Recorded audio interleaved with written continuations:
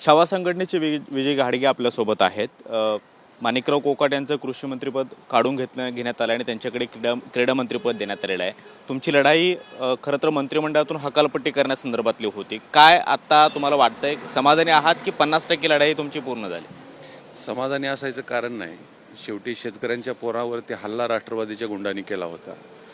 त्या हल्ल्यात काय घडलं? आमचा जीवही जाऊ शकला असता, परंतु शेतकऱ्यांच्या पोरावरती हल्ला केल्यानंतर काय घडू शकतं हे राज्यानं बघितलं. कृषी मंत्री पदावरून बाजूला व्हावं लागलं. आता शेवटी सरकारनं त्यांना बक्षीस दिलंय का असं आम्हाला वाटायला लागलंय. कारण एवढ्या चुकीच्या पद्धतीनं मारहाण केल्याच्यानंतर तुम्ही त्याला मंत्रिपदावर ठेवताच कसं काय? आणि आता तर क्रीडा मंत्रिपद दिलंय. महाराष्ट्रातल्या तरुणांचं तुम्हाला आयुष्य बर्बाद करायचं का? असा मंत्री जो की या राज्याच्या सभागृहामध्ये, विधिमंडळाच्या सभागृहामध्ये रम्मी खेळतोय आणि आता त्याच्याकडे क्रीडा खातं दिलं, त्याच्याकडून काय अपेक्षा राहणार आहे?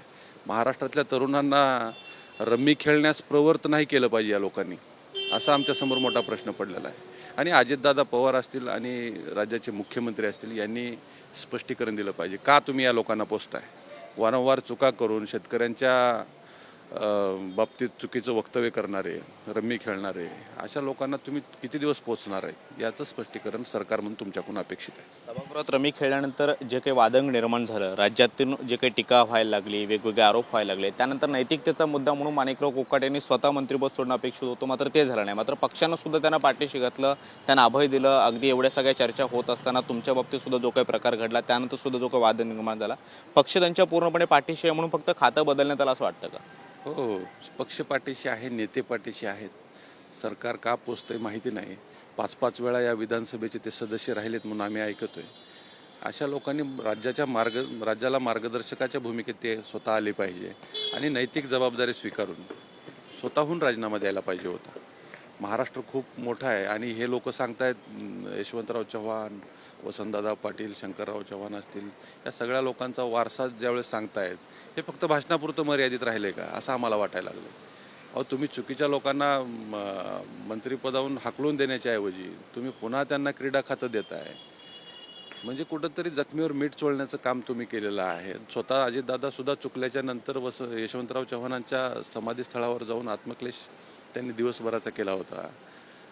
तुम्ही स्वतःला सुधारवण्यासाठी काय प्रयत्न करणार आहेत का नाही? आणि हे जे प्रमुख आहेत यांचे, या मंत्र्यांचे, यांनी ठोस अशी पावलं उचलली पाहिजे. फक्त आम्हाला एवढंच पाहिजे की आता स्पष्टीकरण दिलं पाहिजे, का तुम्ही पोचताय? चुकीचे लोक नका पोसू. राज्याच्या राजकारणासाठी, तरुण पिढीसाठी हे हानिकारक आहे. आम्ही लोकांनी काय आदर्श घ्यायचा? महाराष्ट्रातल्या तरुणांनी काय आदर्श घ्यायचा? चुकीच्या लोकांना पोसाल तर शेवटी जनता रस्त्यावर उतरणार आहे, तुम्हाला जाब विचारणार आहे. कोकाटेंचं फक्त खातं बदलण्यात आलं, मात्र विजयकुमार घाडगे यांनी जी काही चळवळ उभी केली होती या सगळ्या मंत्रिपदाच्या राजीनाम्यासाठी किंवा अजितदादांच्या भेटीमध्ये सुद्धा तुम्ही त्यांच्याशी चर्चा केली. आता पुढची लढाई कशी असणार आहे? म्हणजे मंत्रिमंडळातून हकालपट्टी करावी ही तुमची प्रमुख मागणी होती, मात्र अद्यापही ते मंत्रिमंडळात आहेत, खातं बदलण्यात आलंय. पुढची भूमिका काय असणार आहे तुमची? नाही, आम्ही मुख्यमंत्र्याला भेटू, मुख्यमंत्र्यांनाही विचारू का पोचलं जाते. तुमच्यावर असा मित्रपक्षाचा काय दबाव आहे? तुम्ही तर महाराष्ट्रानं तुम्हाला एवढं मेजॉरिटीने निवडून दिलेलं आहे, मग तुम्ही का घाबरताय?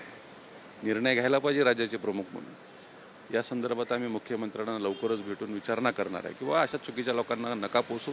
महाराष्ट्राच्या जनतेनं तुम्हाला अतिशय मेजॉरिटीनं, म्हणजे पूर्ण स्पष्ट बहुमतानं निवडून दिलेलं आहे, तर अशा चुकीचे लोक पोसण्याची गरज नाही.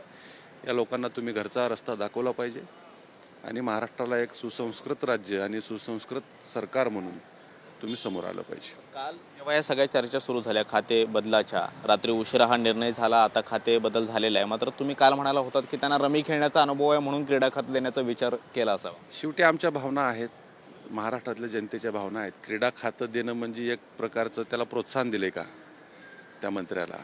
याला खेळायला खूप बहादर व्यक्ती आहे, रम्मी खेळतोय आणि क्रीडा खातं दिलं तर अधिक महाराष्ट्रातल्या तरुणांना चांगल्या प्रकारचं तो प्रशिक्षण देऊ शकेल. आता सरकारच्या माध्यमातून आणि ह्या मंत्र्याच्या या खात्याच्या माध्यमातून महाराष्ट्रातल्या तरुणांना रम्मीचं प्रशिक्षण दिलं जातंय का हे पाहणं गरजेचं आहे. आणि तसं घडलं तर नवल नसावं. तुम्ही तरुण म्हणून ही भूमिका मांडताय, मात्र राज्यातल्या खेळाडूंची आता काय भावना असेल, ते कसा विचार करतील आणि त्यांची भूमिका काय असेल असं वाटतं? नाही, मी महाराष्ट्रातल्या तरुणांना एवढं सांगतो की जरी कृषी मंत्री चुकीचा असला तरी आपण जे काय आपल्याला आवश्यक खेळ आहेत, आपल्या स्पर्धा आहेत, त्याच्यात आपण म्हणजे लक्ष घालावं. कारण शेवटी या राज्यकर्त्याकडून आणि अशा चुकीच्या मंत्र्याकडून आपल्याला अपेक्षा नाहीत.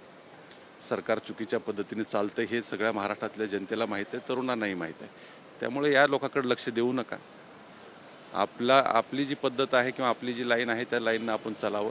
चुकीचे रम्मी खेळणारे येतील, उद्या मटका खेळणारे येतील, परवा सट्टा लावणारे येतील, परंतु ह्या लोकांकडून आता महाराष्ट्रातल्या तरुणांना, शेतकऱ्यांना, जनतेला आता कसलीच अपेक्षा राहिली नाही.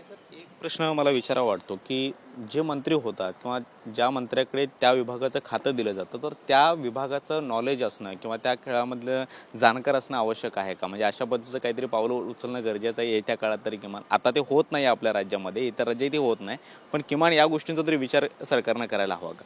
कसं आहे, एक लक्षात घ्या, नॉलेज असलं काय नसलं काय, परंतु समाजभान असलं पाहिजे. समाजामध्ये काय प्रतिक्रिया उमटत आहेत याचं तरी भान असलं पाहिजे. समाजावर त्याचा काय परिणाम होतोय याचा तरुण पिढी असेल किंवा शेतकऱ्यांच्या मनावर काय परिणाम होणार, तरुण पिढी काय आदर्श घेणार आहे याचं भान या लोकांना असलं पाहिजे. अहो 5-5 टर्म तुम्ही विधानसभेचे सदस्य राहताय, तुम्हाला तुमच्या पक्ष नेतृत्वानं संधी दिल्याच्या नंतर किती व्यवस्थित काम करायला पाहिजे. चुकीच्या पद्धतीनं असा तुम्ही आदर्श महाराष्ट्रासमोर आणताय, त्या सभागृहाची गरिमा आहे. मी तेच म्हणतोय, यशवंतराव चव्हाणापासूनचा तुम्ही वारसा सांगताय.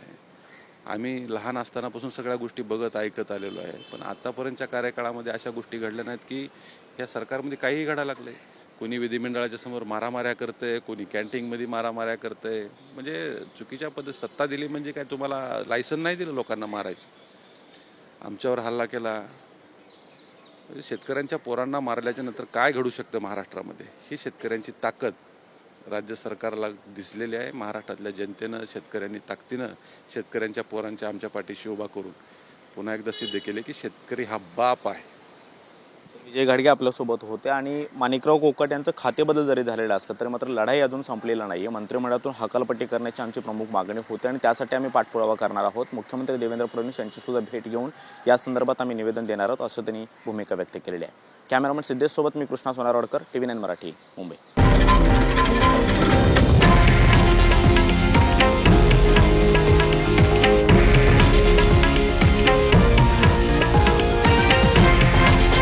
हे आहे देशातील नंबर 1 न्यूज नेटवर्क आणि आपण पाहत आहात TV9 मराठी, एकमेव.